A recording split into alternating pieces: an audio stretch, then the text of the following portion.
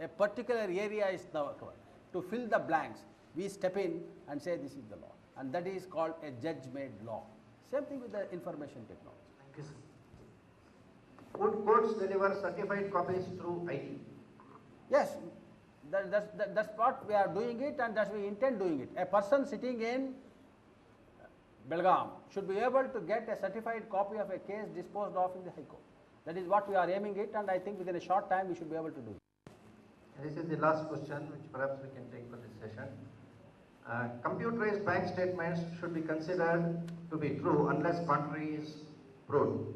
But bank officers are not well versed with computers. I found many mistakes in my computerized bank passbooks, which is corrected so many times. Will my income tax officer accept such overwritten figures? That's what I said it. A presumption. The law says it is presumed to be correct. All these presumptions in law are rebuttable. There is nothing like an irritable presumption. When law says a particular thing to be proved, and when the law says it is presumed to be correct, that person need not prove it provided he satisfies the requirement.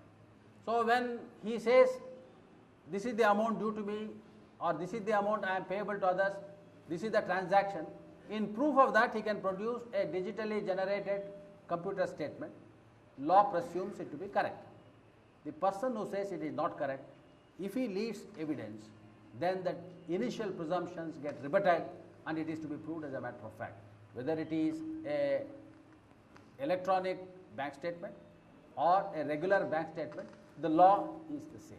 All that it says is, now today it recognizes an electronic statement. My question, I am retired professor and I am getting the pension from the bank, and bank officer is giving me a passbook in which the entries are manipulated. Sometimes they are making the mistakes.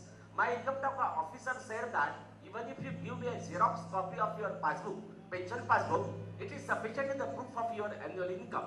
My question is that will that corrected so many times and without signature passbook can be considered to be a correct statement of my pensionable income by the income tax officer? That is my question. Why is a correction made? Because of the non.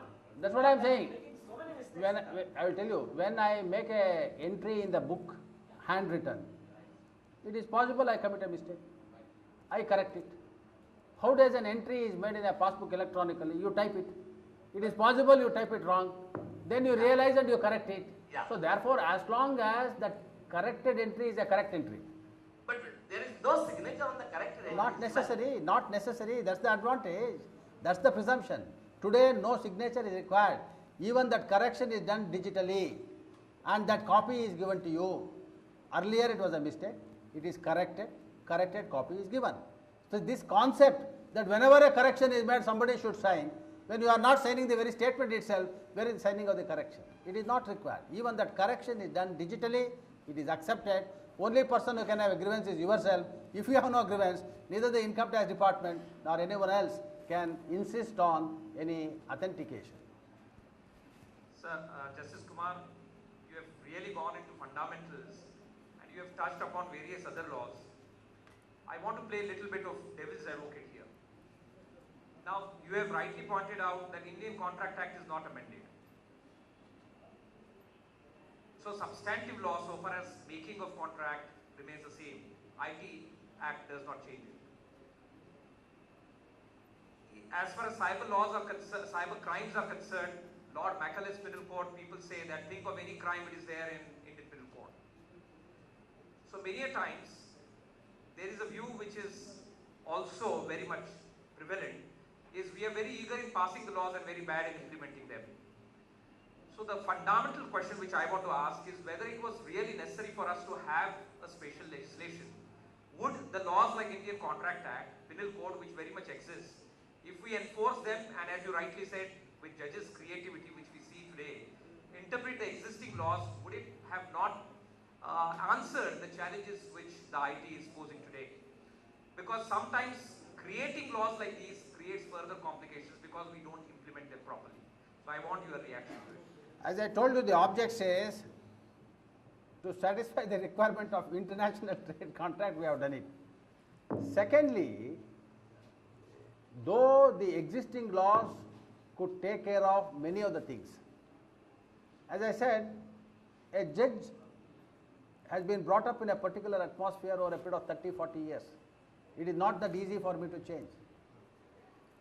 Simply if I start interpreting this Evidence Act, Contract Act, this has no legal recognition at all. And you can't credit every judge with the capacity to lay down the law.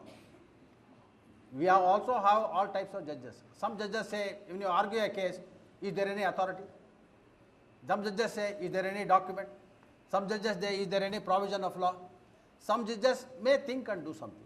So we have all types of people. After all, judiciary also comes from the very same strata of society. Secondly, in order to make it easy, see, after all, you should not strain the judge also too much. More than that, people should have some definiteness. It's a question of belief of a judge, that's the last. What should the public do? What should the lawyer do? The judge consideration is the last. And cases come to court, if you take it only 5%. 95% doesn't come to court. People understand, accept, follow the law, and they get on. So to enable them, look, this is the position. This is what the law recognizes. This is the change which we have brought about from previous law to this law. Make use of this law. Prosper very well. Don't be on the wrong side of the law. See, laws are not meant only for courts and judges. That's the last thing. People should know what is the law of the land. That's the rule of law. And when you want to do commerce, you must be confident that what you are doing, you will not get into difficulties. Today, law recognizes, gives you protection. So in 95% of the cases, people don't come to court. So we have to look at this 95% who doesn't come to court rather than the 5% who comes to court. In that context, this legislation is timely, and my grievance is the language used, the number of sections, the number of divisions is mind-boggling and very difficult to absorb. We could make it simplify. To make it simplify, you must have a thorough knowledge. Maybe we don't have people with thorough knowledge. So we must train the people with thorough knowledge, because this legislation is done not by an expert, it is by a legal man. So what he has understood, he has put it. So this is the concept. First I must understand the scientific aspects, then I must convert it into law. And if anywhere there is a mistake, we will find the legislation, mistake in the legislation. Somewhere we have started. We must have discussion. And our Indian constitution is today amended 99 times. So if a document like constitution could be amended 99 times, probably a legislation this requires 100 amendments. So let us not be afraid of amendments. We have made a beginning. Let us see how it works. Let us see what are the corrections to be done. And it is also based on experience. Most of the cases have not yet come to court. All this discussion we are doing is only academic. Hardly a handful of cases have come to court, and that doesn't cover the whole gamut of the law. So let us make a beginning. Let us get into difficulties. Let us try to solve difficulties. From our experience, probably we could think of a better and a useful law which is understood by each one. So therefore, legislation was a must. Thank you, sir. And the number of questions which have come up itself indicates how much of interest he was able to extract out of all of you. And I think as a first technical session, I think it has gone up quite well. Just to leave a food of thought for you for the future sessions, I would just like to make a mention about how technology makes or should make a difference in our thinking. While discussing, Mr. Justice Kumar made a mention about one of the concerns about a document is whether the document bears the signature. Now, I say that today we have to start thinking digital signature bears the document.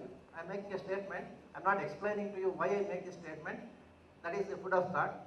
And I say a digital signature bears the document. That is technology today. You don't have to ask the question whether document bears the signature. If I give you a digital signature, that digital signature has the document in it. That is how technology has been built up. That is why digital signature in certain respects is better than physical signature, less prone to manipulations and forgery, and that is the strength of IT in law. I will answer some of the questions which you have got, whether in cyber crimes, whether it is comprehensive. I will say that yes, it is nearly comprehensive. Why I hold that view, I will explain to you in the afternoon. Have faith that even though the law was perhaps passed at a time when many people didn't know what was cybercrime, and it was passed with people who didn't have full knowledge, still they were intelligent enough to use certain generic words or general words, and that has helped us in applying cybercrime laws which was drafted in 1999 to 2007 when new kinds of crimes are coming. So it is having its own strengths. We will definitely discuss about it subsequently. Thank you, sir, for giving a beautiful exposition of medal and several other prizes.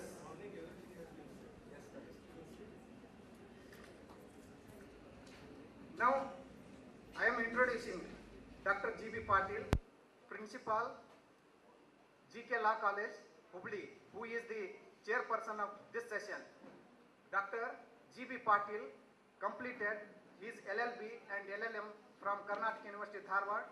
He first joined as a lecturer in Hurkadli Ajja Law College, Dharwad. Then joined as a lecturer in B.V. Ballad Law College, Belgaum, and then joined GK Law College, Hubli as a principal. He has done his PhD on the subject, a critical study of social security for the aged in India under the Karnataka University, Dharwad. Sir, we are waiting for your scholarly discourse. Now I will present both chairperson as well as resource person. Thank you, sir. Thank you. Thank you, sir. Now I request Mr. M.G. Chandragutti, Tours and Excursion Secretary of our college, to honor Dr. C. Rajshekhar, Dean and Chairman, Department of Studies in Law, Karnataka University, Dharwad, the resource person of this session, by presenting a bouquet.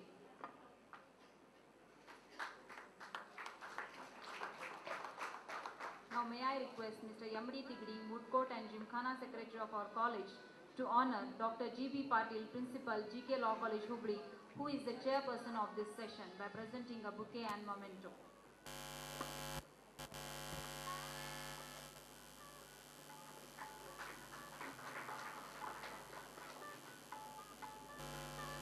Thank you. Now, I request the chairperson to begin this session.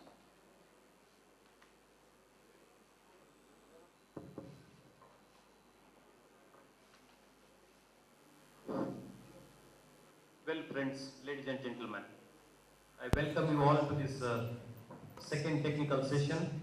We're already running out of time. Let me go straight to the session itself.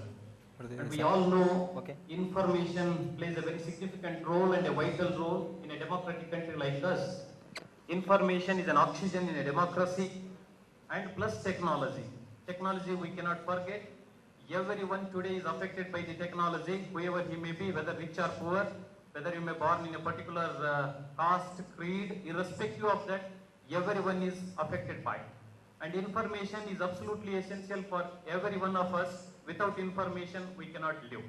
And in a 21st century, it is well said, who is an illiterate person? Who refuses to learn, unlearn and relearn? So that is the given situation.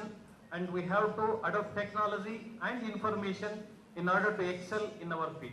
So with this brief introduction, may I request now the learned resource person, respected Sri C. Rajshekhar, Chairman, Dean and Faculty of Law, Karnataka University, Dharwad, to start his lecture on data protection. Thank you,